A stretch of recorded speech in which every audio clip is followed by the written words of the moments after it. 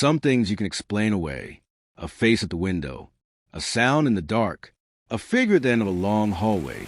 When you know you're supposed to be alone, your mind finds a reason, a simple excuse, because the alternative is worse, that maybe you're not alone after all. For most of my life, I explained everything away. Sleep deprivation, electrical faults, the tricks of memory. But one night, during a rainstorm heavy enough to drown the world outside, I experienced something I could never explain away. It began like any other night.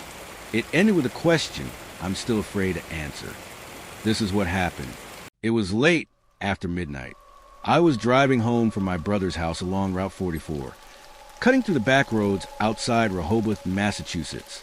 The rain had been falling for hours, soaking the trees, turning the ditches into rivers. My tires hissed along the asphalt. My windshield wipers fought the storm in a losing battle. Every few minutes, the glass would fog over again, and I would have to wipe it clear with my sleeve. There were no other cars. No lights except the high beams carving a shaky path through the mist ahead. The loneliness out there was almost physical. Just me, the storm, and the endless road. I first saw her just after the curve past Wilmark Bridge. A figure standing alone by the side of the road, barely illuminated in the edge of my headlights. She wore a white dress, soaked through to her skin. Her hair hung in dark ropes over her face. No umbrella, no car, just standing there waiting. I should have kept driving. Every instinct told me not to stop. But I thought about the cold, the danger. Maybe her car had broken down. Maybe she needed help. So, against everything screaming in my gut, I slowed down and pulled over. She didn't approach. She just stood there, watching. I leaned over and rolled down the passenger window an inch. "You need a ride?" No answer, just a slow nod. I unlocked the door. She got in without a word, closing the door gently behind her. The smell hit me almost immediately. Damp earth, mildew, something old and heavy that seemed to weigh down the air. I tried not to look directly at her. In the dim light of the dashboard, her face seemed wrong, blurred somehow, as if the rain outside had seeped in the car and fogged the air itself. We drove in silence for a while, the rain hammering the roof, the wipers struggling. I asked where she was heading. She spoke then, her voice barely above a whisper. "I need to get home. It's not far now." The way she said it made my skin crawl. I asked where home was. She didn't answer. She just stared straight ahead, as if the road was leading her somewhere I couldn't see. I turned on the radio to break the tension. Static filled the car, sudden and violent. I switched stations. More static, faint voices on the crackle, but nothing clear. I turned it off again, the silence heavier than before. When I glanced down at the GPS, the map was frozen. The little arrow that represented my car was spinning in circles. Lost. I rebooted the app, but the screen stayed blank. The signal lost somewhere in the storm. I thought about asking her again where she lived, but something about the way she sat, so still, so heavy, made me afraid to speak. Finally, about a mile up the road, I worked up the courage to speak again. I turned to her, forcing a smile. "Is this close to where you?" The seat was empty. The door hadn't opened. The seatbelt was still fastened, hanging uselessly beside the empty seat. There was no trace of her, only the heavy, wet smell lingering in the air. I slammed the brakes and got out, scanning the empty road. Nothing, only the rain and the whispering trees. Later that week, I mentioned an encounter to an old friend who grew up in the area. His face went pale. He told me about Route 44's legend, a woman named Mary Shea, who was struck by a car and killed near Wilmark Bridge, nearly 40 years ago. Locals said she still tries to hitch rides home during storms, forever lost on that empty stretch of road. I had always thought those stories were just that, stories, until I became part of one. I didn't tell many people about the hitchhiker. Maybe I didn't want to believe it myself. Life moved on. Months passed. Eventually, I found a new place to live, a rental house on the edge of town. Cheap, old, sitting alone at the end of a gravel road, backed up against a line of dense trees. The first night I moved in, it rained. Not a heavy storm, just a steady drizzle that clung to the gutters and ran down the siding in thin, endless streams. I unpacked, settled in, tried to ignore how hollow the place felt when I turned off the lights. Somewhere near midnight, just as I was drifting off, I heard it, the faint sound of scratching above me, soft at first, easy to write off as the house adjusting or the branches scraping the roof. But deep down, I knew it wasn't that. Night after night, it continued, always when it rained. The sound grew louder over time. Scratching became pacing. Light, shuffling steps across the ceiling, right above my bed. I told myself it was rats or raccoons. I even bought traps and placed them in the attic. Nothing ever triggered them. Then the objects started moving. At first, it was small things. A coffee mug shifted an inch on the counter, keys disappearing, only to reappear on the floor. I thought I was just tired, distracted. One night, I locked the front door, checked it twice, and went to bed. Around 3 a.m., I woke up to find the door wide open, swinging in the wind, rain puddling on the floorboards. I should have left. I should have packed my things right then. But I didn't. I told myself it was nothing. About 2 weeks in, after another long night of rain, I noticed something new. A narrow hatch in the ceiling of the hallway. A pull-down attic door I hadn't noticed before. It was cracked open, just an inch, enough to see the thin, dark line of the gap. I knew for a fact that it had been closed when I moved in. I had checked. I had pulled on it myself to make sure it was latched. And yet there it was, hanging open like a mouth waiting for something to crawl out. That night, the footsteps started again. But this time, they didn't stay above me. They moved. From the attic, down into the walls.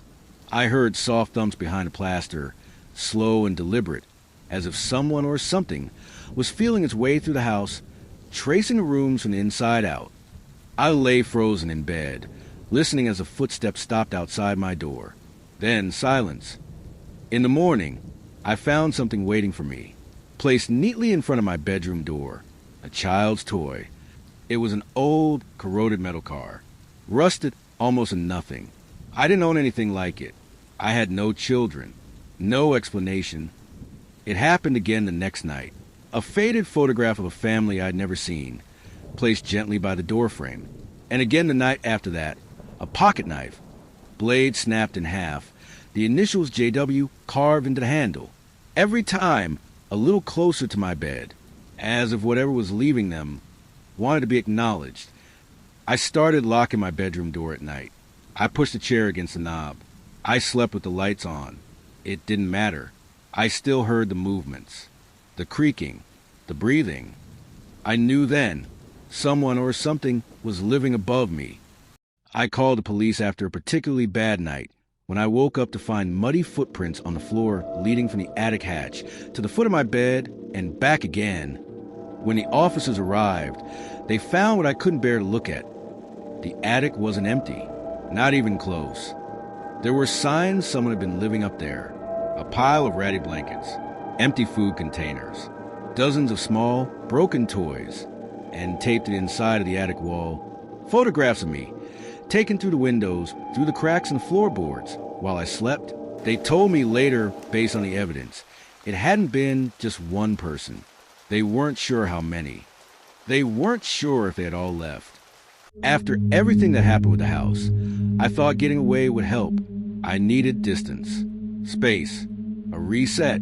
So when a few old friends suggested a camping trip deep into the Pine Barrens of New Jersey, I agreed without hesitation. The Barrens stretched for hundreds of miles, endless woods, twisting trails, whole stretches untouched by civilization for decades.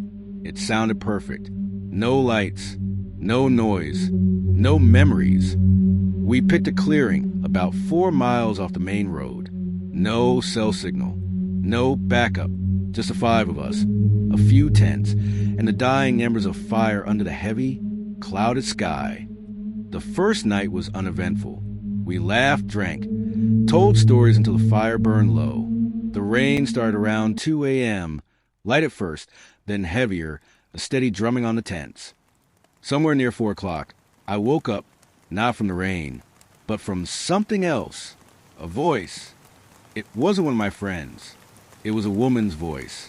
Low, humming almost, carrying just above the sound of the rain. "Come out."